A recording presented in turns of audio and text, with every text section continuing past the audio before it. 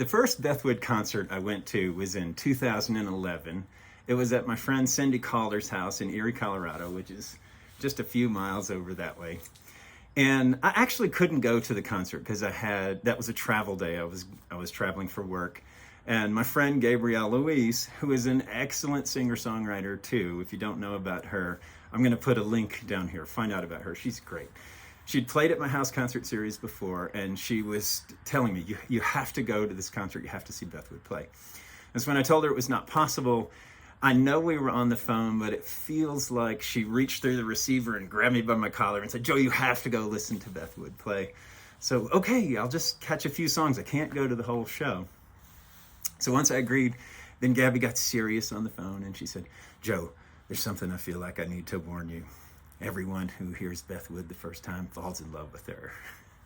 Well, I thought that was the funniest thing. I went to listen to Beth play and absolutely invited her to come to play in my little concert series, and she did the next year. And I've been using this ever since for promotion and as a PSA, you're going to fall in love with Beth Wood.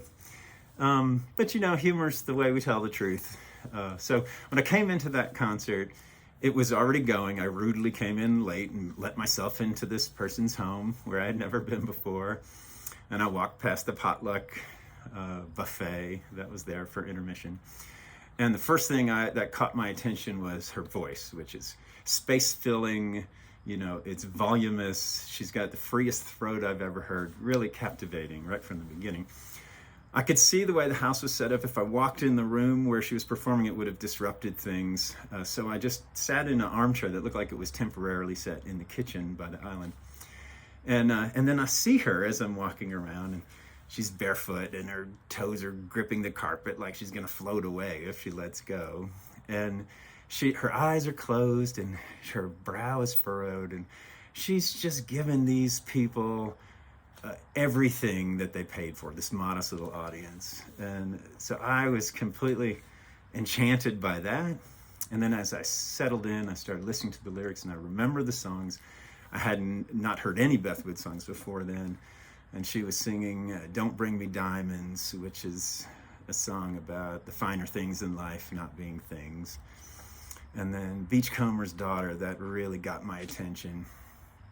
It's a kind of a portrait of her grandfather, and had a lot of his life story just compactly in this little song, returning from war and having his simple pleasures with his metal detector on the beach, and late night radio. I was completely sunk with just 3 songs, and so I grabbed her little book off the counter, and I put the card for the concert series and said, please come play the series. I thought I was going to have to leave before I got a chance to talk with her, but turns out intermission came, and we had an argument over the price of her CDs. She wanted just $35 for 3 full albums. I thought that was ridiculous. So I paid her more. And personally, I don't think you can say you support the arts unless you pay more than the asking price. If you pay the asking price, you're just doing a business deal. But I digress. So when I left there, I thought, Gabby's warning was true. And so I wrote this little poem to warn you people who've never heard Beth Wood before. And it goes like this. Of all the singers you will see, just one comes with a warning. To mind your heart and keep it free, lest it be gone by morning. You'll fall in love, that's what they say when Beth Wood does a show. And though you'll try to get away, that's not how it will go. Her voice, guitar, and poetry, they hypnotize her victims and leave them speechless, wondering just what exactly hit them. It was my good friend Gabrielle told of the Beth Wood curse. But I love Miss Louise as well. I guess it could be worse. So consider yourself warned. Go to a Beth Wood concert any chance you get, and know what's going to happen, and just be safe out there.